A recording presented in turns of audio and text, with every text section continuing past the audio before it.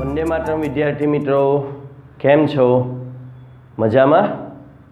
Okay, तो आना अपना आगला लेक्चर में उद्दीपन शू है, उद्दीपनना प्रकारो शू है, समांग उद्दीपन, विसमांग उद्दीपन और एमां विसमांग उद्दीपननो आधुनिक जे अधिशोषणनो सिद्धांत है तेनो अभ्यास कर्यो मित्रों। चालो हवे आजे आपने उद्दीपन में आगळ वधीशुं और आज जोईशुं घन उद्दीपकनी खासियतो। जो घन उद्दीपक उद्दीपन करता तरीके लेवामां आवे तो एनी बे खासियतो छे मित्रों, एक है सक्रियता और बीजी है वर्णात्मकता। एक सक्रियता और बीजी वर्णात्मकता। वर्णात्मकता एटले पसंदगी। तो सौथी पहला बात करिए अपने सक्रियतानी, तो कि उद्दीपक जे छे एनी सक्रियतानी बात करिए तो ए रासायनिक अधिशोषणनी प्रबलता पर आधार राखे छे। एटले एनो अर्थ एवो छे कि केटला प्रमाणमां रासायनिक अधिशोषण करे छे एना पर ज बधो आधार छे मित्रों। अहींया कहेવાનો अर्थ ए छे कि एनुं रासायनिक अधिशोषण निर्बळ पण न होवुं जोईए अने बहु प्रबळ पण न होवुं जोईए, ए प्रमाणमां होवुं जोईए। प्रमाणमां एटले योग्य प्रमाणमां। खरेखर जोईए मित्रों ચોપડીમાં प्रमाणमां शब्द आप्यो छे, आपणे आવું उमेरी शकीए योग्य प्रमाणमां प्रबळताथी अधिशोषण थयेલું होवुं जोईए, बराबर।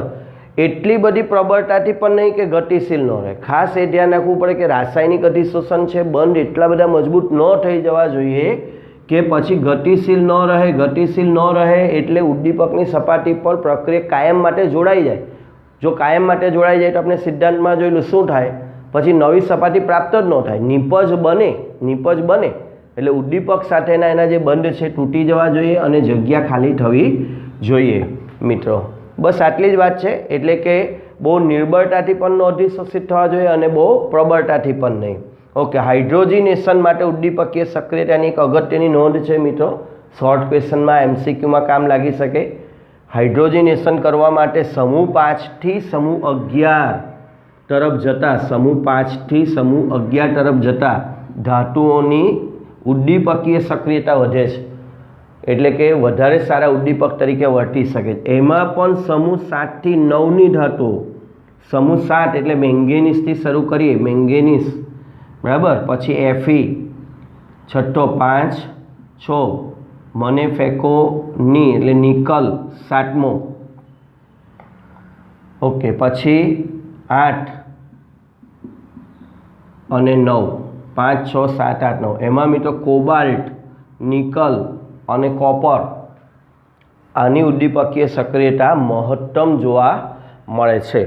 ओके, अहींया उदाहरण तो बहुत सहेलुं छे। H2 और O2 वच्चे प्रक्रिया थईने H2O पानी बनाववुं होय तो ये प्रक्रिया में प्लेटिनम, बराबर मित्रों, अहींया समूह में नीचे जाओ तो निकल प्लेटिनम पेलेडियम आवे, Cu Ag Au आवे, एटले ए समूह में नीचे पण जोवानुं होय तो प्लेटिनम खूब ज सारा उद्दीपक तरीके वर्ते छे। वर्णात्मकतानी वात करीए। वर्णात्मकता एटले सिलेक्टिविटी, पसंदगी। मित्रों घणीवार एवुं बने छे कि समान प्रक्रियको वच्चे प्रक्रिया थईने 2 के 3 जुदी जुदी प्रकारनी निपजो मळवानी संभावना रहे छे, बराबर। जुदी जुदी निपजो एटले एनो अर्थ एवो थाय कि ए वत्ता बी भेगा थईने सी निपज, सी वत्ता डी पर निपज आपी शके, ई वत्ता एफ पर निपज आपी शके, एक्स वत्ता वाय पर निपज आपी शके। हवे आपणे कई निपज जोईए छे? सी डी जोईए छे, ई एफ जोईए छे कि एक्स वाय जोईए छे? एनो बधो आधार उद्दीपकनी पसंदगी पर रहेलो होय छे। शेनी पर? उद्दीपकनी पसंदगी पर रहेलो होय छे। एटले समान प्रक्रिया परिस्थिति में अनेक निपजो शक्य होय अरे योग्य उद्दीपकनी पसंदगी द्वारा चोक्कस निपज मेळववानी जे घटना छे, क्षमता छे, एने वर्णात्मकता कहेवामां आवे छे मित्रों। उदाहरण द्वारा तमे खास समझी शकशो। जो अहींया 3 ए 3 प्रक्रियकोने ध्यानथी जो बधामां एक ज प्रक्रियक छे CO + H2 CO + H2 CO + H2 एटले के जळवायुनी प्रक्रिया छे मित्रों, बराबर। पण जळवायुनी प्रक्रियामां एकवार मीथेन पण मळी शके छे, मिथेनॉल पण मळी शके छे अने मिथेनॉल एटले के फॉर्माल्डिहाइड पण मळी शके छे। हवे आपणे शुं मेळवવું છે, શેની જરૂરિયાત છે એ પ્રમાણે ઉદ્દીપકની પસંદગી કરવાની હોય છે। જેમ કે મિથેન જોઈતો હોય તો નિકલની પસંદગી કરવામાં આવે છે, મિથેનોલ જોઈતો હોય તો Cu અને ZNO Cr2O3 નું મિશ્રણ પસંદ કરવામાં આવે છે અને ફોર્માલ્ડિહાઇડ જોઈતું હોય તો कॉपरनी पसंदगी करवामां आवे छे। मित्रों आ चेप्टर में आ जे प्रश्न है मोस्ट इम्पोर्टंट में हूँ गणीश, वेरी वेरी मोस्ट इम्पोर्टंट, कारण के अहींया गूंचवाड़ो थई शके। બરાબર, ગૂંચવાડો થઈ શકે. એટલા માટે ખાસ આ પ્રશ્ન MCQમાં શોર્ટ ક્વેશ્ચનમાં પણ કે જળવાયુમાંથી મિથેનોલ મેળવવા માટે કયો ઉદ્દીપક લેશો, જળવાયુમાંથી ફોર્માલ્ડિહાઇડ મેળવવા માટે કયો ઉદ્દીપક લેશો. તો મિત્રો હું તમને ક્રમ યાદ આપને રાખી લે કે પહેલી નિપજ છે મિથેન, બીજી છે મિથેનોલ અને ત્રીજી છે ફોર્માલ્ડિહાઇડ. મિથેનોલ નથી લખતો કારણ કે નજીક થઈ જાય. ઓકે, તો આમાં કુંજ નિકુંજ CuZn નું મિશ્રણ, એટલે પછી યાદ કરી લેવાનું કે ZnOCr2O3 નિકુંજ કુ, નિકુંજ કુ, નિકુંજ કુ, આવી રીતે તમે યાદ રાખી શકો. નિકુંજ કુ, મિથેન, મિથેનોલ, ફોર્માલ્ડિહાઇડ. મિથેનોલ નહીં યાદ રાખતા, નહીં તો પાછા ગૂંચવાશો. Methane, methanol, formaldehyde. બરાબર. ઓકે મિત્રો, તો નિકુંજ કુ એટલે વચ્ચે કુંજ એટલે Cu અને Zn વાળું લેવાનું અને છેલ્લે માત્ર લેવાનું Cu. ઓકે મિત્રો, તો આ બધી બાબત પરથી આપણે અમુક અવલોકન નોંધી શકીએ કે ઉદ્દીપક સ્વભાવે ખૂબ જ વર્ણનાત્મક હોય છે, એટલે કે ઉદ્દીપકીય પ્રક્રિયાઓ સ્વભાવે ખૂબ જ વર્ણનાત્મક હોય છે. એટલે ઉદ્દીપકની પસંદગી ખૂબ જ ધ્યાન રાખીને કરવી જોઈએ, નહીં તો એ નિપજનો પ્રકાર પણ બદલી શકે એમ છે. આપેલ ઉદ્દીપક કોઈ ખાસ પ્રક્રિયા માટે જ વાપરી શકાય, તે અન્ય એના જેવી જ અન્ય પ્રક્રિયામાં ઉપયોગી ન પણ નીવડે અથવા નિષ્ફળ નીવડે. મિત્રો, ઘણી બધી પ્રક્રિયાઓ એક સમાન દેખાતી હોય, બરાબર, પણ દરેક પ્રક્રિયાને એક ચોક્કસ ઉદ્દીપક હોય છે. એના જેવી જ દેખાતી બીજી પ્રક્રિયા માટે આપણને એમ થાય કે ચાલો આ જ ઉદ્દીપક વાપરીએ, તો એ ઉદ્દીપક કંઈ કહી શકાય નહીં, યોગ્ય નીવડે અથવા ન પણ નીવડે. મોટાભાગના કિસ્સામાં એ યોગ્ય નીવડતો નથી. જુદી જુદી પ્રક્રિયાઓ માટેના ઉદ્દીપક જુદા જુદા હોય છે. ઓકે મિત્રો, તો બહુ સહેલી થિયરી તે અહીંયા આપણે પૂર્ણ કરી આ થિયરી. ઓકે, હવે આગળની એક નાની થિયરી પર જોઈએ. એ છે જીઓલાઇટ વડે આકાર વર્ણનાત્મક ઉદ્દીપન. જીઓલાઇટ વડે આકાર વર્ણનાત્મક ઉદ્દીપન. આકાર એટલે એવું ઉદ્દીપન કે જેમાં આકારનું મહત્વ હોય, બરાબર. આવું ઉદ્દીપન કરવા માટે જીઓલાઇટ નામનો પદાર્થ સૌથી વધારે વપરાય છે, એટલે એને એમ કહેવાય છે જીઓલાઇટ વડે આકાર વર્ણનાત્મક ઉદ્દીપન. તો સૌપ્રથમ આકાર વર્ણનાત્મક ઉદ્દીપન એટલે શું જોઈએ?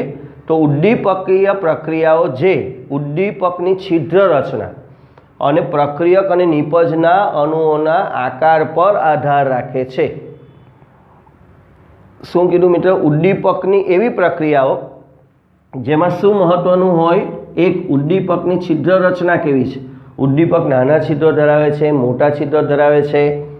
પ્રક્રિયક અને નિપજના અણુઓના આકાર કેવા છે, આ બધા પર જ્યારે કોઈ ઉદ્દીપકીય રચના આખી પ્રક્રિયા આધાર રાખતી હોય તો એને કહેવાય આકાર વર્ણનાત્મક ઉદ્દીપન. મિત્રો, આ ઘટનાને એક સિમ્પલ રીતે સમજાવું તો ઘઉં ચારવા માટે ઘરે જો આપણે અનાજ દળતા હોય, ચારતા હોય, ત્યારે તમે જોજો ઘઉં ચારવા માટેનો ચારણો અલગ હોય, ચોખા ચારવા માટેનો ચારણો અલગ હોય. તો ઘઉં, ચોખા એ અલગ અલગ પ્રક્રિયક છે, બરાબર. આપણે એના અણુઓના કદ શું છે, એના કદ શું છે, એના પ્રમાણે આપણે ચારણાની પસંદગી કરી, ચારણીની પસંદગી કરી. ચારણીની અંદર છિદ્રો રહેલા હોય, બરાબર. એ છિદ્રોનો વ્યાસ આપણે શું જોવો પડે કે આપણે ભાઈ ઘઉં અને કાકડાને છૂટા પાડવા છે, તો છિદ્રોની પસંદગી એ પ્રમાણે કરવી જોઈએ કે ઘઉં ઉપર રહી જાય, એનાથી નાના જે નાના નાના કાકડા કે નાની નાની રેતી માટી હોય તો એમાંથી પસાર થઈને બહાર આવી જાય. એટલે ઉદ્દીપક જે છે ચારણી તરીકે કામ કરે છે મિત્રો. ઉદ્દીપકના જે છિદ્રો છે શેના તરીકે કામ કરે છે? ચારણી તરીકે. અને એની અંદરથી જે પદાર્થને આપણે ચોખ્ખો કરવાનો છે, અહીંયા આપણે પ્રક્રિયા કરવાની છે. જેમ કે ઘઉં માટેનો ચારણો અલગ હોય, ચોખા માટેનો ચારણો, ચોખામાંથી આપણે નાની નાની અશુદ્ધિઓ દૂર કરવી હોય તો એનો ચારણો અલગ હોય. તો એવી જ રીતે ઉદ્દીપકની છિદ્ર રચના જ્યાં મહત્ત્વની થઈ જતી હોય એને આકાર વર્ણનાત્મક ઉદ્દીપન કહેવામાં આવે છે. મિત્રો, જીઓલાઇટ શા માટે સારો આકાર વર્ણનાત્મક ઉદ્દીપક છે? તો કે જીઓલાઇટની રચના મધપૂડા જેવી છે. મધપૂડા જેવી રચના એટલે મિત્રો, જ્યારે આપણે એની રચના જોઈએ 11મા ધોરણમાં સિલિકેટ સંયોજનોની રચનાની વાત કરીએ તો એ આ રીતે રચના બનેલી હોય.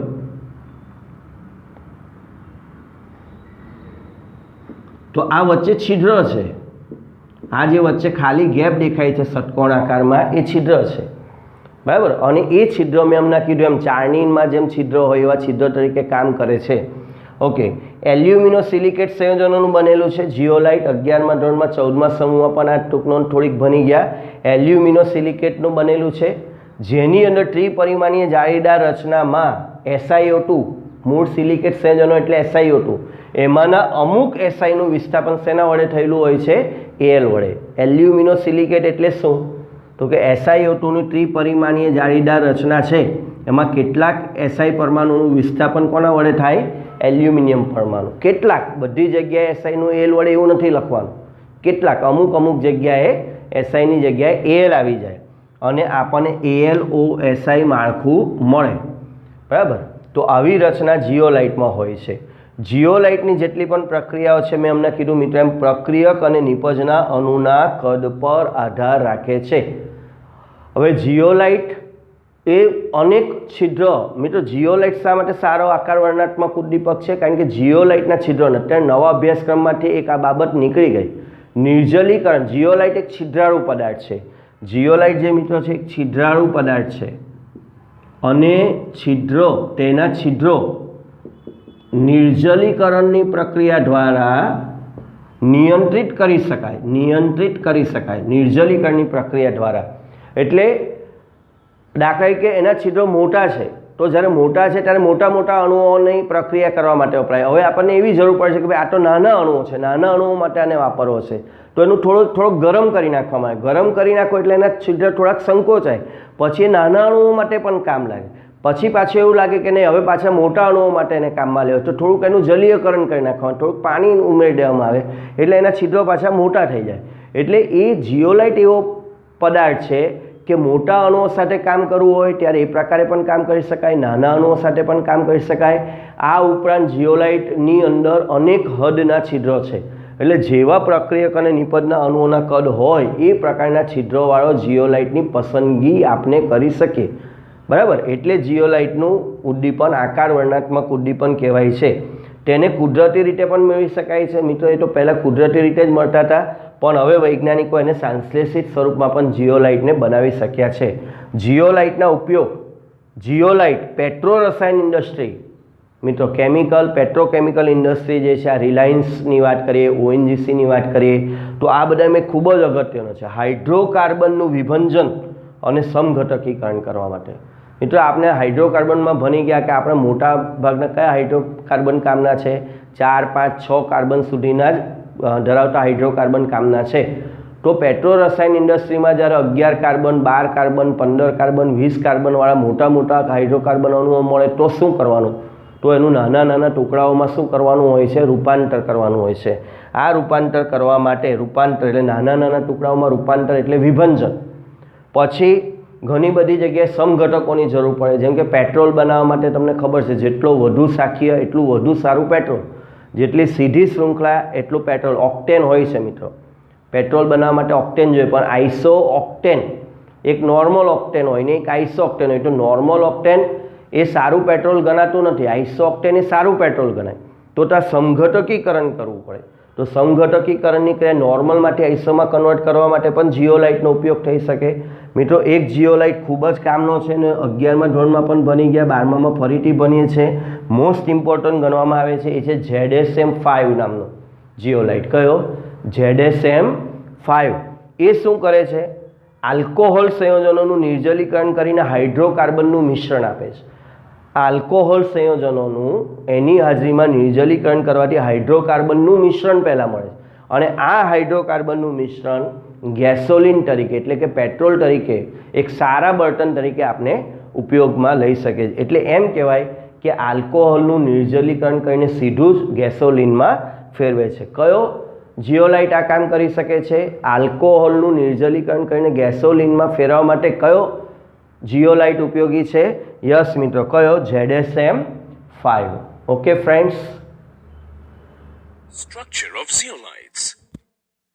Zeolites are mica porous aluminosilicates having the general formula MXN AlO2X SiO2 MH2O. In zeolites, aluminium atoms replace few silicon atoms in three-dimensional network of silicon dioxide. The overall structure known as aluminosilicates acquires a negative charge. Cations such as Na+, K+, or Ca2+ balance the negative's charge. These have open structure of aluminosilicate frameworks, which enables them to take up loosely bound water or other small molecules in their structures. The negative charge of the aluminosilicate framework is neutralized by exchangeable carbonations of valence N. Zeolites have high porosity due to the presence of 1, 2, or 3-dimensional network of interchannels and cavities of molecular dimensions. These give them honeycomb-like structure. Zeolites are used as molecular sieves and can separate molecules of different sizes, and thus important industrial applications. Many industries, including petroleum refining for fluid catalytic cracking and hydrocracking applications, chemical processing, biofuels production, and air and water purification. Zeolites are characterized by an open three-dimensional framework of interconnected atoms, including silicon, aluminum, and oxygen, which form a crystalline structure of ordered micropores. This structure is what makes zeolites such effective catalysts and adsorbents, as it provides access to reactants or feed molecules. In petroleum refining, for example, long hydrocarbon chains, or feed molecules, enter the zeolite crystal through the micropores and are channeled to the active sites inside the zeolite crystal. Once inside the zeolite, the long hydrocarbon chains are converted or cracked into smaller, more valuable product molecules, such as gasoline, diesel, and other products. But today's zeolites suffer from a fundamental performance limitation due to the size of their micropores. Longer hydrocarbons cannot fit through the small openings of the micropores, and therefore cannot be cracked into more valuable products. Further, feed molecules that have cracked into valuable products have difficulty escaping the zeolite through the narrow micropores and therefore often overcrack into undesirable byproducts like light gases. This diffusion limitation lowers product yields, process efficiency, and ultimately profits. However, when Rive's proprietary molecular highway technology is applied to the zeolite structure, much larger mesopores or molecular highways are formed in the latticework. These molecular highways improve diffusion into and out of the structure, allowing feed molecules to readily access the zeolite crystal, and also for product molecules to quickly exit the zeolite crystal. Now, the longer hydrocarbon molecules can be cracked into valuable products such as gasoline and diesel. Importantly, the molecular highways are large enough so the product molecules exit quickly before overcracking into undesirable products. Rive can control and optimize the concentration and size of the mesopores across a wide range of zeolite structures for specific applications. Molecular highway technology is applicable to... તો મિત્રો હવે આપણે ઉદ્દીપન ટોપિકમાં આગળનો પ્રશ્ન જોઈએ. ઉત્સેચકીય ઉદ્દીપન એટલે શું? યોગ્ય ઉદાહરણ આપીને સમજાવો. ઉત્સેચક શબ્દ તો મિત્રો આપણે સાંભળેલો જ છે, બરાબર. બાયોલોજી વાળા વિદ્યાર્થી મિત્રો તો માટે ઉત્સેચક શબ્દ એ રોજિંદો છે, કંઈ નવો નથી. મેથ્સ વાળા વિદ્યાર્થીઓ પણ આમ જોવા જતાં ક્યારેક ઉત્સેચક શબ્દ સાંભળ્યો જ હશે. ચાલો, ઉત્સેચક શું છે? સૌપ્રથમ આપણે જોઈએ તો ઉત્સેચક એ જટિલ નાઇટ્રોજનયુક્ત સંયોજનો છે જે વનસ્પતિ અને પ્રાણીઓ દ્વારા કુદરતી રીતે રચાય છે. મિત્રો આમ જોવા જઈએ તો ખરેખર એમ કહેવાય કે ઉત્સેચકો એ પ્રોટીન છે, ઉચ્ચ આણ્વીય દળ ધરાવતા પ્રોટીન. એટલે એકદમ ટૂંકમાં કહીએ તો ઉત્સેચકો એ પ્રોટીનના બનેલા પોલિમર પદાર્થો છે જે સજીવોમાં જોવા મળે છે, બરાબર. પાણીમાં નાખતા કલીલ દ્રાવણ બનાવે છે, બરાબર. એટલે આપણે સાચું દ્રાવણ બની ગયા સમાંગ દ્રાવણ, પણ સમાંગની જગ્યાએ વિસમાંગ દ્રાવણ બનાવે તો એને કલીલ દ્રાવણ કહેવાય. કલીલ વિશે આપણે આ ચેપ્ટરમાં જ આગળ એક આખો ટોપિક શીખવાના છે, બહુ મોટો. ઓકે, હવે એનું કાર્ય શું છે? ઉત્સેચકનું કાર્ય શું છે? તો પ્રાણીઓ અને વનસ્પતિમાં થતી અનેક જૈવ રાસાયણિક પ્રક્રિયા કે પ્રક્રમોને ઉદ્દીપિત કરે છે. આપણા શરીરમાં હજારો લાખો રાસાયણિક પ્રક્રિયાઓ મિત્રો થઈ રહી છે અત્યારે, અને આ પ્રક્રિયાઓને એના યોગ્ય વેગથી જાળવી રાખવાનું કામ આ ઉત્સેચકો કરે છે. મિત્રો ઉત્સેચકો રાસાયણિક પ્રક્રિયાનો વેગ 10⁸ થી 10⁻² ગણો વધારી શકે છે. આ ધ્યાન રાખજો, વધારાની માહિતી છે. ઉત્સેચકો ઓછામાં ઓછો 10⁸ ગણો વેગ વધારે, અને 10⁸ ઘાતથી શરૂ કરીને 10⁻20 ઘાત ગણો વેગ વધારી શકે। આપણા શરીરમાં ઉત્સેચકો દ્વારા થતી હજારો પ્રક્રિયાઓ છે મિત્રો। આપણને જે રોગ થાય છે ને, મોટા ભાગના રોગ, માથું દુખે, પેટમાં દુખે, બરાબર, આમાંના ઘણા બધા રોગો એ ઉત્સેચકને કારણે થાય છે।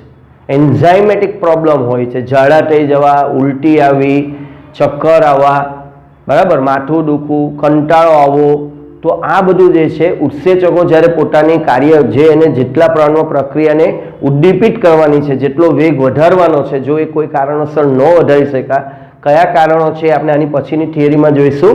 ઉત્સેચકની ક્રિયાશીલતા તાપમાનના ગાળા, પીએચ વગેરે પર આધાર રાખે। જો એ યોગ્ય ન જળવાય તો એમનું જે વેગ છે એ ધીમો પણ મળે। તો અંતે આપણે એટલું કહી શકીએ કે ઉત્સેચકો એ કંઈ બીજું નથી, જૈવ રાસાયણિક ઉદ્દીપકો છે। જે આપણે ઉદ્દીપકોની વાત કરીએ તે જ, પણ જૈવ રાસાયણિક પ્રક્રિયામાં વપરાતા ઉદ્દીપકોને ઉત્સેચકો કહે છે અને એ પ્રોટીનના બનેલા છે મિત્રો। શોર્ટમાં આટલું કહેવાય। અને જેમાં ઉત્સેચકો ઉપયોગી નીવડતા હોય એ બધી પ્રક્રિયાઓને જૈવ રાસાયણિક ઉદ્દીપન કહેવાય। તો ઘણા બધા ઉત્સેચકોને હવે જીવિત કોષોમાંથી સ્ફટિક સ્વરૂપે પણ મેળવી શકાય છે। જીવિત કોષોમાંથી જ એને છૂટા પાડીને સ્ફટિક સ્વરૂપે વૈજ્ઞાનિકોએ પ્રાપ્ત કર્યા છે। આ ઉપરાંત કૃત્રિમ રીતે પણ તેનું સંશ્લેષણ થાય છે। સૌપ્રથમ ઉત્સેચકનું સંશ્લેષણ ઈસવીસન 1969માં કરવામાં આવેલું। મિત્રો અહીંયા કેટલીક જાણીતી પ્રક્રિયાઓ છે અને એ પ્રક્રિયામાં કયા ઉત્સેચક વપરાય છે અને કયા સ્ત્રોતમાંથી મળે છે એ આપણે જોઈએ। તો ખાંડનું વ્યુત્ક્રમણ એટલે ઇન્વર્ઝન, ખાંડ જે છે મિત્રો એટલે સુક્રોઝ C12H22O11 નું જળ વિભાજન પણ એને કહી શકાય। પણ વ્યુત્ક્રમણ શબ્દ કેમ, એ શું દર્શાવે છે એ આપણે જ્યારે છેલ્લે જૈવિક અણુઓ ચેપ્ટર ભણીશું ત્યારે ડિટેલમાં જોઈશું। અત્યારે આપણે ખાલી શબ્દ યાદ રાખીએ, ખાંડનું વ્યુત્ક્રમણ। તો ખાંડનું જળ વિભાજન ઇન્વર્ટેજ ઉત્સેચકની હાજરીમાં, મિત્રો અહીંયા તમારે નિપજ તો યાદ રાખવાની છે, સાથે ઉત્સેચક યાદ રાખવાના છે। ઇન્વર્ટેજ ઉત્સેચકની હાજરીમાં કરવાથી ગ્લુકોઝ અને ફ્રુક્ટોઝ મળે છે। અને મિત્રો પાછળ એનસીઈઆરટી બુકમાં આ બધા ઉદાહરણ પછી કોષ્ટક છે અને એ કોષ્ટકમાં કયા સ્ત્રોતમાંથી આ મળે છે એ આપેલું છે। તો મેં અહીંયા કોષ્ટક નથી લખ્યું, પણ એ સ્ત્રોત, બરાબર, આ જે નીચે અહીંયા લખેલું છે આ તે શું છે, સ્ત્રોત છે। એટલે કઈ જગ્યાએથી આ ઉત્સેચક પ્રાપ્ત થાય, તો ઇન્વર્ટેજ ઉત્સેચક આપણને શેમાંથી મળે છે, ઈસ્ટમાંથી મળે છે। એટલે ખરેખર સુક્રોઝનું ઇન્વર્ઝન કરવા માટે એની અંદર શું નાખવામાં આવે છે, ઈસ્ટ નાખવામાં આવે છે અને ઈસ્ટ નાખીને હલાવવામાં આવે તો ધીમે ધીમે ઈસ્ટમાંથી ઇન્વર્ટેજ ઉત્સેચક ઉત્પન્ન થાય અને એ સુક્રોઝનું ઇન્વર્ઝન કરી દે, એટલે જળ વિભાજન કરીને આપણને ગ્લુકોઝ અને ફ્રુક્ટોઝ આપે છે। એવી જ રીતે મિત્રો ગ્લુકોઝમાં ઈસ્ટ નાખીએ તો ત્યાં ઈસ્ટમાંથી ઝાયમેસ નામનું ઉત્સેચક ઉત્પન્ન થાય છે અને ઇથેનોલ અને કાર્બન ડાયોક્સાઇડમાં રૂપાંતર કરે છે, જે આપણે આલ્કોહોલ ચેપ્ટરમાં ઇથેનોલની બનાવટમાં ભણીશું મિત્રો। ગ્લુકોઝમાંથી ઇથેનોલની બનાવટ માટે કયો ઉત્સેચક વપરાય છે, ઝાયમેસ। શેમાંથી મળે છે, ઈસ્ટમાંથી મળે છે। સ્ટાર્ચમાંથી માલ્ટોઝ, બરાબર, જૈવ રાસાયણિક પદાર્થો છે। સ્ટાર્ચનું સૂત્ર છે C6H10O5N, મિત્રો પોલિમર છે, ગ્લુકોઝનો પોલિમર સ્ટાર્ચ છે એવું કહેવાય। તો C6H10O5N આપણે એનું જળ વિભાજન કરીએ, ડાયાસ્ટેજ ઉત્સેચક અહીંયા આપણા માટે મહત્વનો શું છે, ઉત્સેચક મહત્વનો છે। ડાયાસ્ટેજ ઉત્સેચકની હાજરીમાં જે માલ્ટમાંથી મળે છે, માલ્ટ નામના પદાર્થમાંથી મળે છે, એમાંથી આપણને અહીંયા C12H22O11 મિત્રો માલ્ટોઝ મળે છે, માલ્ટોઝ। હવે જોજો અહીંયા સમઘટકતા છે, આ C12H22O11 સુક્રોઝ છે મિત્રો, અહીંયા C12H22O11 માલ્ટોઝ છે। અહીંયા જૈવ રાસાયણિક પદાર્થો જે છે એની અંદર સમઘટકતા જોવા મળે, જેમ કે C6H12O6 ગ્લુકોઝ પણ હોઈ શકે અને ફ્રુક્ટોઝ પણ હોઈ શકે, બરાબર। કયું હશે, શું હોય, એના માટે આપણે જૈવિક અણુઓ નામનું એક ચેપ્ટર 14 નંબરનું ડિટેલમાં ભણવાના છે। અહીંયા નામ યાદ રાખવાનું છે, સ્ટાર્ચનું માલ્ટોઝમાં રૂપાંતર કરવા માટે ડાયાસ્ટેજ જોઈએ, માલ્ટોઝનું ગ્લુકોઝમાં રૂપાંતર કરવું હોય તો માલ્ટેઝ જોઈએ। તો અહીંયા ઘણા અટવાઈ જાય, માલ્ટોઝ બનાવવો હોય તો ડાયાસ્ટેજ, યાદ રાખજો, માલ્ટોઝ બનાવવો હોય તો ડાયાસ્ટેજ, પણ માલ્ટોઝમાંથી ગ્લુકોઝ બનાવવો હોય તો માલ્ટેઝ। ઘણીવાર આપણને એમ યાદ રહી જાય કે માલ્ટોઝ આવે એટલે માલ્ટેઝ લખી દેવાનું, એટલે આપણે અહીંયા માલ્ટોઝ આવ્યો હોય તો પણ માલ્ટેઝ લખી દઈએ, બરાબર। એટલે એવી ભૂલ કરતા નહીં, માલ્ટોઝ બનાવવા માટે ડાયાસ્ટેજ જોઈએ, પણ માલ્ટોસમાંથી ગ્લુકોઝ બનાવવો હોય તો માલ્ટેસ નામનું ઉત્સેચક જે પણ યીસ્ટમાંથી મળે. એટલે મિત્રો મોટાભાગના ઉત્સેચકો યીસ્ટમાંથી આપણને મળે છે. યુરિયાનું એમોનિયામાં રૂપાંતર કરવું હોય, એમોનિયા અને કાર્બન ડાયોક્સાઇડમાં, તો યુરેઝ નામનો ઉત્સેચક જરૂરી છે જે આપણને સોયાબીનમાંથી મળે છે. મિત્રો આપની હોજરીમાં પ્રોટીનનું પેપ્ટાઇડમાં રૂપાંતર પેપ્સિન નામના ઉત્સેચક વડે થાય છે. મિત્રો આમાં કંઈ મગજ નથી લગાવવાનું. પ્રોટીન પેપ્ટાઇડ કેવી રીતે બને અત્યારે માત્ર આપણે એના ઉદ્દીપક યાદ રાખવાના છે. જૈવિક અણુઓ ચેપ્ટરમાં આ બધું ડિટેલમાં સમજાવેલું છે. પ્રોટીન પેપ્સિન દ્વારા શેમાં રૂપાંતર પામે છે? પેપ્ટાઇડમાં. અને આંતરડામાં પ્રોટીનનું એમિનો એસિડમાં રૂપાંતર. પ્રોટીન એ એમિનો એસિડના બંધારણીય એકમો, એમિનો એસિડ એના બંધારણીય એકમો છે. એટલે એમિનો એસિડ ના જોડાવાથી ના પોલિમર છે પ્રોટીન, તો ટ્રિપ્સિન વડે પ્રોટીનનું એના મૂળભૂત ઘટકો એમિનો એસિડમાં જળ વિભાજન કરી દેવામાં આવે છે આંતરડામાં. એટલે મૂળ પદાર્થોમાં કન્વર્ટ થાય.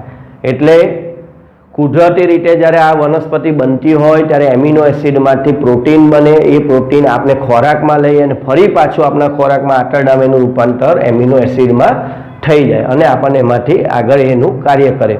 મિત્રો દૂધમાંથી દહીં બનવાની ક્રિયા બહુ જાણીતી ઘટના છે મિત્રો, બરાબર, જેને આપણે દૂધ ફાટી જવું કેવું પણ કહીએ તો એ લેક્ટોબેસિલી નામના બેક્ટેરિયા છે. લેક્ટોબેસિલી નામના બેક્ટેરિયા વડે દૂધમાંથી શેનું નિર્માણ થાય છે? દહીંમાં નિર્માણ થાય છે. ઓકે મિત્રો, તો આ જૈવ ઉત્સેચકીય ઉદ્દીપનીય પ્રક્રિયા છે. પરીક્ષામાં ફરી પાછું અહીંયા 7 ઉદાહરણ છે. પરીક્ષામાં તમારે વધુમાં વધુ 2 જ ઉદાહરણો, ધારો કે પૂછાય જૈવ ઉત્સેચકીય ઉદ્દીપન યોગ્ય ઉદાહરણ દ્વારા સમજાવો, તો બધા ઉદાહરણ નથી આપવાના મિત્રો, કોઈ પણ 2 ઉદાહરણ એક્ઝામમાં તમે આપી શકો. બાકીના ઉદાહરણ તમારે શોર્ટ ક્વેશ્ચન માટે અથવા MCQ માટે મોસ્ટ ઇમ્પોર્ટન્ટ ગણીને યાદ રાખવાના છે. ઓકે ફ્રેન્ડ્સ,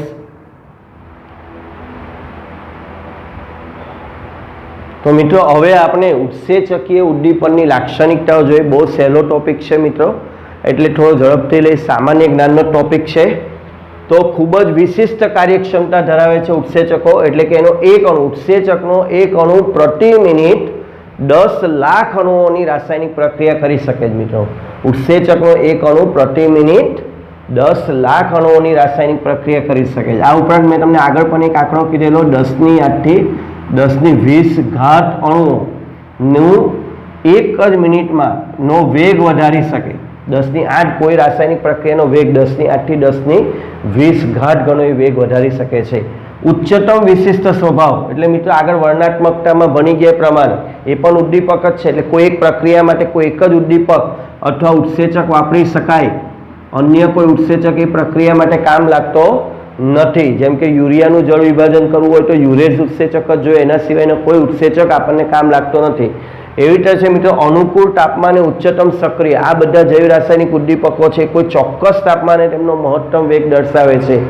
જેમ કે મોટા ભાગના ઉત્સેચકોનો મહત્તમ પ્રક્રિયા વેગ દર્શાવવાનો ગાળો છે 298 કેલ્વિનથી 310 કેલ્વિન સુધીનો. જેમાં માનવ શરીર આપણું 310 કેલ્વિન હોય. એટલે આપણું શરીર ઉત્સેચકીય ક્રિયાઓ માટે યોગ્ય છે, બરાબર. જો મિત્રો આપણને તાવ આવે તો શું થાય? સૌથી પહેલાં તાવ આવે તો ચક્કર આવે, માથું દુખવા માંડે, શરીરમાં કળતર થાય. કેમ? તાપમાન 310 કેલ્વિનથી ઉપર જાય, અને 310 કેલ્વિનથી ઉપર જાય એટલે ઉત્સેચકોની પ્રક્રિયાનો વેગ ઘટવા માંડે એટલે આપણા શરીરમાં આપણને અનેક પ્રકારની મુશ્કેલીઓ લાગે. એવી જ રીતે કોઈ ચોક્કસ pH મૂલ્યે, pHના અમુક ગાળામાં ઉત્સેચકો મહત્તમ સક્રિય હોય છે, જેને અનુકૂળતમ pH કહેવામાં આવે છે. આવી pHનું મૂલ્ય 5 થી 7 મળે છે. એટલે 5 થી 7 pHના ગાળામાં ઉત્સેચકો મહત્તમ સક્રિય હોય છે. ઘણીવાર આપણે બહુ ખાટું ખાઈ લઈએ, બરાબર, તો પણ આપણને અમુક શરીરમાં દુખે, સ્નાયુઓ ખેંચાય. આ બધું થવાનું કારણ શું? આપણા શરીરમાં લોહી બફર દ્રાવણ છે, પણ વધારે પડતું ખાટું કે વધારે પડતું આ ખાઈ લેવાથી ઉત્સેચકોની જે સક્રિયતા છે તેને અસર થાય, અને એના કારણે પછી આપણને અમુક પ્રકારના સોજા આવે, આ તે બધી મુશ્કેલીઓ ઉત્પન્ન થાય. હવે જે ઉત્તેજક અને સહ ઉત્સેચકની હાજરીમાં સક્રિયતા વધે. જેમ મિત્રો આપણે જોયેલું ઉદ્દીપકમાં પ્રવર્ધક અને વિષ હોય, એમ અહીંયા ઉત્સેચકોમાં પણ પ્રવર્ધક અને વિષ હોય. એના પ્રવર્ધકો એટલે જે ઉત્સેચકની સક્રિયતા વધારે એને સહ ઉત્સેચક કહેવાય અથવા ઉત્તેજક કહેવાય. ઉત્સેચકની સક્રિયતા વધારે એને સહ ઉત્સેચક કહેવાય અથવા ઉત્તેજક કહેવાય. પણ આ બેમાં શું ફેર છે? તો કે જે સહ ઉત્સેચક છે ને મિત્રો, સહ ઉત્સેચક એ બિન પ્રોટીન પદાર્થો છે. બિન પ્રોટીન એટલે ઓર્ગેનિક પદાર્થો છે, જેમ કે આપણા શરીરમાં જે વિટામિન છે એ બિન પ્રોટીન પદાર્થો છે અને એમનું કામ છે આ જે પ્રોટીન તરીકે રહેલા ઉત્સેચકો છે એની સક્રિયતા વધારવાનું છે. એટલે બિન પ્રોટીન પદાર્થો જે ઉત્સેચકની સક્રિયતા વધારે છે એને સહ ઉત્સેચક કહેવાય. પણ આયનો હોય Na+, Mn+2, CO+2, Cu+2 જેવા અકાર્બનિક આયનો જો ઉદ્દીપકને ઉત્સેચકને વેગ વધારવામાં મદદ કરતા હોય તો તેમને ઉત્તેજકો કહેવાય. ઉત્તેજકો કોને કહેવાય મિત્રો? એ અકાર્બનિક આયનો હોય જેવા કે Na+, Mn+2, CO+2, Cu+2. ઉદાહરણ છે એમાઇલેસ. એમાઇલેસ નામનો જે ઉત્સેચક છે એ સોડિયમ ક્લોરાઇડની હાજરીમાં, એટલે સોડિયમ ક્લોરાઇડ આપણે લઈએ તો એમાંથી જે Na+ આયન મળે તો Na+ની હાજરીમાં ખૂબ જ સારો વેગ દર્શાવે છે. કયો ઉત્સેચકની વાત કરી મિત્રો? એમાઇલેસ. એમાઇલેસ કોની હાજરીમાં મહત્તમ વેગ દર્શાવે છે? Na+, જે આપણને સોડિયમ ક્લોરાઇડમાંથી મળે છે. નિરોધકો અને વિષની અસર. તો નિરોધકો એટલે ફરી પાછું અહીંયા આપણે વેગ સક્રિયતા વધારવાની વાત કરી તો સક્રિયતા કેટલાક પદાર્થો એવા હોય કે જે ઉત્સેચકની સક્રિયતાને ઘટાડે કે એને સંપૂર્ણ નાશ પણ કરી નાખે તો એને નિરોધક કહેવાય. આ પદાર્થો કેવી રીતે કાર્ય કરતા હોય? બહુ સિમ્પલ છે મિત્રો. ઉત્સેચકની બધી સક્રિયતાનો આધાર કોણ છે? તો એની સપાટી છે. તો જો આ સપાટી એટલે સપાટી પર રહેલા ક્રિયાશીલ સમૂહ હોય જેના દ્વારા ઉત્સેચક પોતાની ક્રિયાઓ કરતો હોય તો એવો કોઈ પદાર્થ આપણે મોકલીએ કે જે ઉત્સેચકની સપાટી પર રહેલા ક્રિયાશીલ સમૂહ સાથે પ્રક્રિયા કરે અને બધા જે બંધ છે ક્રિયાશીલ સમૂહ છે એને રોકી રાખે તો શું થાય? તો એ ઉત્સેચક પોતાનું કાર્ય કરી શકતો નથી મિત્રો. મિત્રો આના ફાયદા પણ છે અને ગેરફાયદા પણ છે. પણ ફાયદાની વાત કરીએ તો આપણા કેટલાક ઔષધો છે એ ઉત્સેચક નિરોધક તરીકે જ વર્તે છે. 16મું ચેપ્ટર આપણે ભણીશું રોજિંદા જીવનમાં રસાયણ વિજ્ઞાન. આપણા મોટા ભાગના જે ઔષધો છે મિત્રો, આપણા શરીરમાં જે દવાઓ વપરાય છે એ ઉત્સેચકોના કાર્યને નિરોધવાનું કામ કરે છે. અમુક પ્રકારના ઉત્સેચકોના કાર્યને અટકાવીને એ દવાઓ પોતાની અસર દર્શાવે છે. એટલે કેટલાક ઔષધો ઉત્સેચક નિરોધકો તરીકે વર્તે છે. ઓકે ફ્રેન્ડ્સ, તો મિત્રો હવે આપણે આ જે બીજો વિભાગ હતો બરાબર તેના લાસ્ટ ટોપિક પર આપણે આવી જઈએ, એટલે કે ઉદ્દીપન વિભાગ જે છે એના લાસ્ટ ટોપિક પર આપણે આવી જઈએ. એ છે ઉત્સેચકીય ઉદ્દીપનની ક્રિયાવિધિ. મિત્રો આને મોસ્ટ આઈએમપી પ્રશ્નોમાં ગણીશું આપણે, એટલે દરેક જણ ખાસ ધ્યાન રાખે. એકદમ સહેલો પ્રશ્ન છે, કંઈ મુશ્કેલ નથી. મિત્રો ઉત્સેચકની જે સપાટી છે એ સપાટી પર લાક્ષણિક આકારના છિદ્રો આવેલા હોય છે. જેમ કે અહીંયા ઉદાહરણમાં બતાવ્યું છે કે આ ઉત્સેચક છે, આ પ્રક્રિયક છે, તો કોઈ ચોક્કસ પ્રકારના છિદ્રો આવેલા હોય છે. અહીંયા આપણે જોઈએ અહીંયા આ એક બીજી રીતે સમજવાનું છે બરાબર. તો લાક્ષણિક આકારના છિદ્રો ધરાવે છે. હવે ખરેખર આ છિદ્રો શું છે? તો કે આ છિદ્રોમાં NH2, COH, SH કે OH જેવા કોઈ સક્રિય સમૂહ રહેલા હોય છે જેના દ્વારા ઉત્સેચકને પ્રક્રિયાથી સાથે શું થવાનું હોય છે? જોડાવાનું હોય છે બરાબર. તો ખરેખર તો આ ઉત્સેચક કણોની સપાટી પરના સક્રિય કેન્દ્રો હોય છે, એટલે જેને આપણે છિદ્રો કહીએ છીએ. એ છિદ્રોને શું કહેવામાં આવે છે? સક્રિય કેન્દ્રો, જેની પાસે કોઈ ક્રિયાશીલ સમૂહ છે જેના દ્વારા એ પ્રક્રિયાથી સાથે પ્રક્રિયાથીના અણુઓ સાથે જોડાઈ શકે. હવે પ્રક્રિયાથી જેને આપણે બાયોલોજીની ભાષામાં ઔસ્ટર કહીએ છીએ ના અણુઓ પાસે શું હોય છે? જેમને પૂરક આકાર હોય. પૂરક આકાર હોય એટલે આની પાસે જે આકાર છે, દાખલા તરીકે મિત્રો આ તાળાકૂચી નમૂના જેવો છે કે ચાવી પાસે જે આકાર છે એના કરતાં તાળા પાસે કેવો આકાર કહેવાય? પૂરક. બરાબર.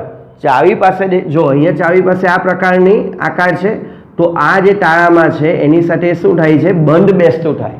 તો પૂરક આકાર હોય. પૂરક આકાર એટલે એકબીજામાં બંધ બેસતા થવું બરાબર. અહીંયા એનો અર્થ થાય કે આની પાસે જે સમૂહ છે સામે બીજો એવો સમૂહ છે કે જે આ સમૂહ સાથે પ્રક્રિયા કરી શકે. જેમ કે આપણે એક ઉદાહરણ લઈએ કે ઉત્સેચક છે એની પાસે COH સમૂહ છે તો પ્રક્રિયાર્થી પાસે OH સમૂહ છે. જો આ બંને ભેગા મળીને શું બનાવી શકે? તો કે એસ્ટર સમૂહ બનાવી શકે. ધારો કે ઉત્સેચક પાસે NH2 સમૂહ છે, પ્રક્રિયાર્થી પાસે COH સમૂહ છે, તો એ બંને ભેગા થઈને શું બનાવી શકે? CONH2 સમૂહ બનાવી શકે મિત્રો. અને આને પૂરક કહેવાય બરાબર. સાદી ભાષામાં છિદ્રો પૂરક આકાર કહેવાય અને કેમિસ્ટ્રીની ભાષામાં પૂરક સમૂહ કહેવાય. આ બંને એકબીજામાં તાળામાં કૂચીની જેમ ગોઠવાય એટલે કે આપણો ઉત્સેચક પાસે કોઈ આકાર હોય, એનો પૂરક આકાર કોની પાસે હોય? તારાની જેમ જે પ્રક્રિયાથી છે એના પાસે હોય. બંને જ્યારે બંધ બેસતા થાય બરાબર ત્યારે સક્રિયકૃત સંકીર્ણ રચાય. જ્યારે બંને ભેગા થાય, યોગ્ય આકારવાળા ઉત્સેચક અને પ્રક્રિયાથી ભેગા થાય ત્યારે બંને એકબીજામાં બંધ બેસતા થાય તારાકૂચી નમૂનાની જેમ, અને આ સક્રિયકૃત સંકીર્ણ રચાય. આ તબક્કો એક પૂર્ણ થાય મિત્રો. તબક્કા એકની અંદર આ બેનું ભેગા થવું અને સક્રિયકૃત સંકીર્ણનું રચાવું થાય, અને પછી અંતે જો આ આકાર બરાબર બંધ બેસતો થઈ ગયો હોય, એક એક સમયની જગ્યાએ બરાબર ગોઠવાઈ ગયા હોય, સામ સામે ગોઠવાઈ જાય, તો આ જે પ્રક્રિયાથી છે એનું વિઘટન થઈ જાય અથવા તો એની કોઈ રાસાયણિક પ્રક્રિયા થઈ જાય અને આપણને અંતિમ નિપજ મળે. બહુ સિમ્પલ છે. તો તબક્કા એકમાં અહીંયા ક્રિયાવિધિમાં શું થાય છે? પ્રક્રિયાથી સાથે ઉત્સેચક. પ્રક્રિયાથી એટલે સબસ્ટ્રેટ એસ મિત્રો, આ પ્રક્રિયાથી છે.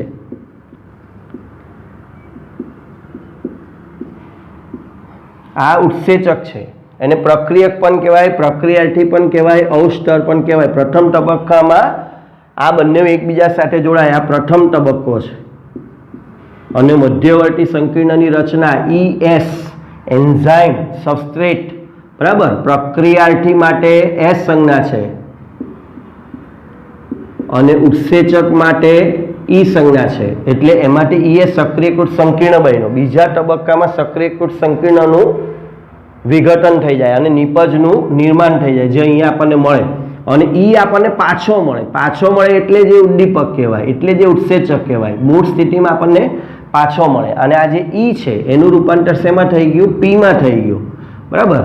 એટલે S છે એનું રૂપાંતર મિત્રો S છે એનું રૂપાંતર શેમાં થઈ ગયું? P માં. એટલે પ્રક્રિયકનું રૂપાંતર નિપજમાં થઈ ગયું. ઉત્સેચક છે જે તેમનો તેમ મળે છે બરાબર મિત્રો. આને તાળાકૂચી નમૂનો કહેવાય છે. કયો નમૂનો? તમને પરીક્ષા પૂછે તાળાકૂચી નમૂનો સમજાવો, તો તાળાકૂચી નમૂનો કહેવાય છે. ઓકે મિત્રો. હવે મિત્રો એક લાસ્ટ નાનો કોષ્ટક તમને ચોપડીમાં આપેલું છે, ઉદ્યોગોમાં ઉદ્દીપકો બરાબર. એ આ થિયરીની નીચે કોષ્ટક આપેલું છે, પણ એની અંદર જે 3 ઉદાહરણો આપેલા છે બધા આપણે આગળ ભણી ગયા છે, એટલે આપણે એમાં સમય બગાડતા નથી. એના વિશે તમે બધું જાણો જ છો, એટલે એટલું કોષ્ટક તમારા માટે સેલ્ફ લર્નિંગમાં રાખેલું છે. તો અહીં મિત્રો આપણો બીજો વિભાગ જે છે ઉદ્દીપન તે પણ પૂર્ણ થાય. મિત્રો આ પાઠ એકદમ ઇઝી ચેપ્ટરની ગણતરીમાં આવે છે, એટલે આવા પાઠમાં બહુ સમય બગાડવાનો ન હોય, ફટાફટ વાંચી અને સ્કોરિંગ કહેવાય, એકદમ ઇઝી બરાબર. આના બધા કોન્સેપ્ટો તમે વાંચો એટલે થોડાક ઉદાહરણો વિચારો એટલે તમને સમજાઈ જાય. ઓકે મિત્રો, ચાલો તો આ વિભાગમાં આપણે આટલું જ રાખીએ. Enzymes, nature's microscopic workmen. Hi, my name is Henry Goddard, and this is a presentation on how enzymes work. An enzyme is a living protein inside our bodies that helps us speed up reactions. It does this by lowering the activation energy of the reaction. This is Milo. Milo is an enzyme. This is Milo's activation site. This is where a substrate will bind on and cause a catalyzation. However, only a specific type of molecule will fit this site. Oh, here comes one now. This is Ernest. When he sits on Milo, he will split into 2 separate molecules. And as you can see now, we have Pete and Bertrand, who are pushed out of the enzyme. Milo, as you can plainly see, is an enzyme designed to break apart substrates. Remember, Milo didn't start this chemical reaction. It would happen regardless of whether he was here or not. He just speeds up the reaction. Now, let's say we have another enzyme, Larry the enzyme. Larry will attract 2 separate substrates. Here they are, Sylvester and Orlando. Like Milo, Larry seats the 2 substrates in his active site. However, unlike Milo, Larry fuses the 2 together and now pushes 1 single molecule out. Steve.